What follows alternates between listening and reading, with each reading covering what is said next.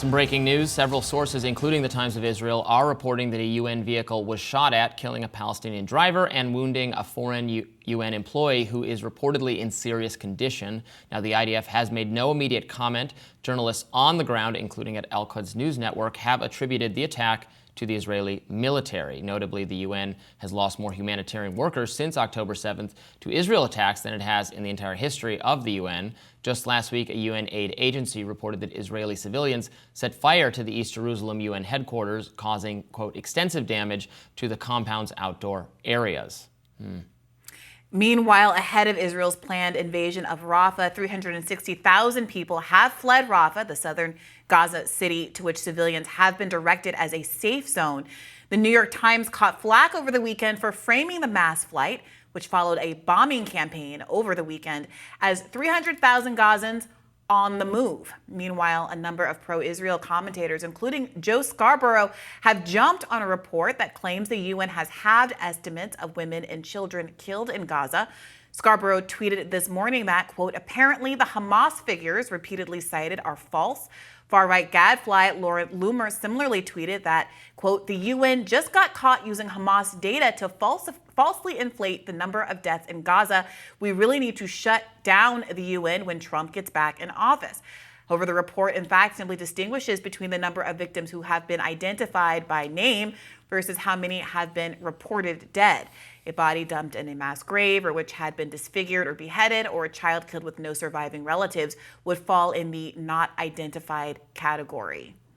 In other Gaza news, Axios' Barak Ravid reported that Israeli right-wing activists have blocked aid trucks on their way to Gaza, where famine is breaking out. Now, video from a crossing in the West Bank shows civilians throwing boxes of aid from a truck onto the side of the road. No police appear to be intervening.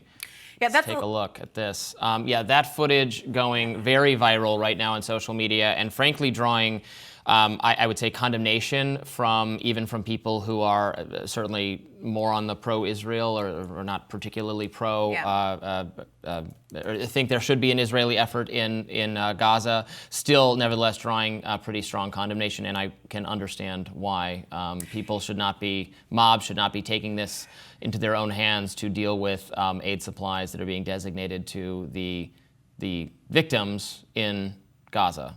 Yeah, I mean, what's happening here is pretty outrageous. You have folks like Cindy McCain, who is with the World Food Program, who's been warning about impending famine for months now. The famine is here. We've had, again, for months, Israel claiming that it is not obstructing aid into Gaza, that it is not responsible for engaging in collective punishment, which is a war crime, when you deny food and other resources to an entire civilian population in the name of getting Hamas or whatever other target. But then you see instances like this, where you don't see Israeli police or military forces intervening to stop civilians. These are civilians who are engaging in this behavior, to stop them and to enable the trucks to go in. And in fact, it has seemed like the visuals, the optics appear to be that there is a real kind of simpatico between what's happening with civilians outside of these checkpoints and what the IDF's goals are. And then cut to what happened in East Jerusalem last week, at the end of last week, where civilians again set fire to a UN facility. The UN has now lost more people in the last 7 months than they have in the entire history of their organization. We haven't even gotten into the kind of pageantry that we saw again at the end of last week and over the weekend, when the UN voted on recognizing Palestine again, thwarted by the United States and a small cohort of our client states, a few South Pacific nations, and a handful of our allies. And at the UN, we saw the Israeli representative literally shredding the UN charter with a little kind of a prop, making an argument that by voting to recognize Palestine, that is in fact what all of the people who are member nations who are voting to recognize Palestine are doing, shredding the UN Charter. The irony being that, of course, he's the only one who's shredding the UN Charter in the course of this stunt, really showing how there's an alliance between the United States, the international organizations that we control, even as it is negatively hurting, as is actively damaging and taking the lives of not just obviously tens of thousands of people in Gaza, but UN staffers themselves and Americans themselves. It was just the 2-year anniversary of American journalist Shireen Abu Akleh's death. People were re-examining the lack of accountability that happened there, as we see a failure for any follow-up on the Jose Andres killings, in which there was an American killed.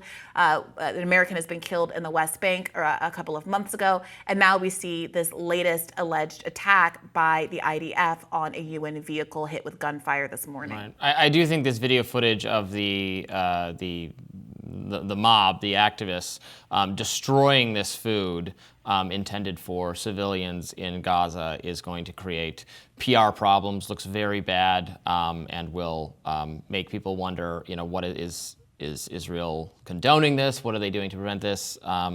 It should not be, angry people taking matters into their own hands like this is just very contemptible. It's drawing deserved condemnation. And the one thing I also don't want to skip past is how widespread, as we're talking right now, the Joe Scarborough tweet is still up.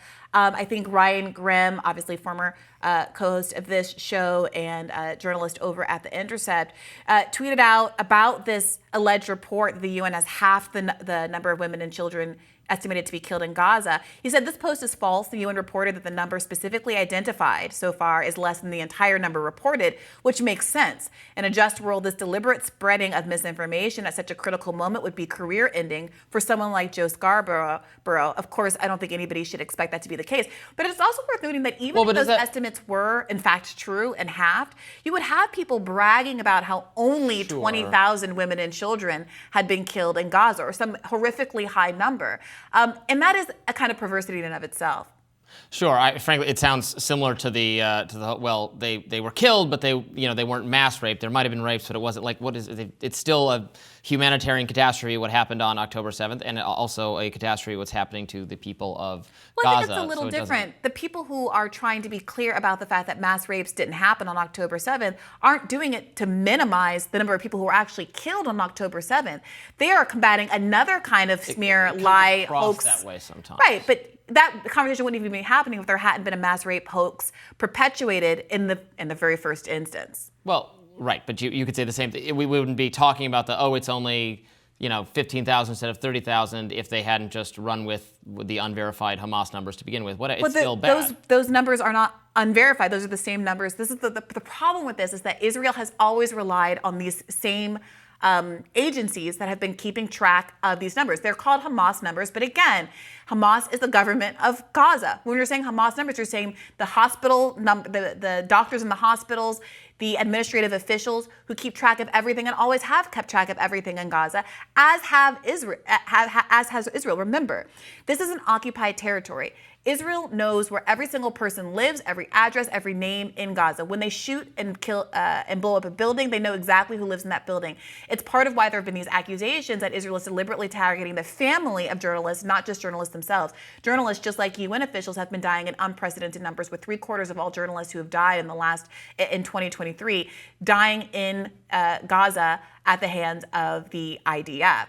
So again, it's very difficult to say Israel has always trusted these numbers. Israel has always used these numbers. After conflicts have ended and the dust has settled and they've gone back to check these numbers, the Hamas numbers have been accurate and held up and continue to be used by Israel. But in this case, for some reason, there is all of this desire to undermine and impugn the data. And I think the reason is obvious, because at this point, when you have a death toll that is this high, you can no longer justify the way that you might have been able to do in the weeks immediately after October 7th, that this is what needed to be done.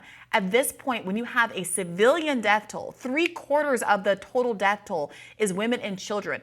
Half of a population that is children, mind you, so this is not unsurprising. And you're indiscriminately dropping these dumb bombs. Again, when Biden at the end of last week threatened to just pause this one weapons shipment, Israel said, well, you know what, we're just going to use these dumb bombs and we're going to keep bombing and it doesn't really matter. So that's basically saying we are willing to use bombs that we know are inaccurate if you're willing to withhold this shipment because you're concerned about our humanitarian safeguards here. Basically, if you're concerned about our humanitarian actions, we're just going to double down and do more on humanitarian stuff. That's the situation we're dealing with in Israel, and that's why I think it's been increasingly difficult for folks to defend, even if they're broadly sympathetic.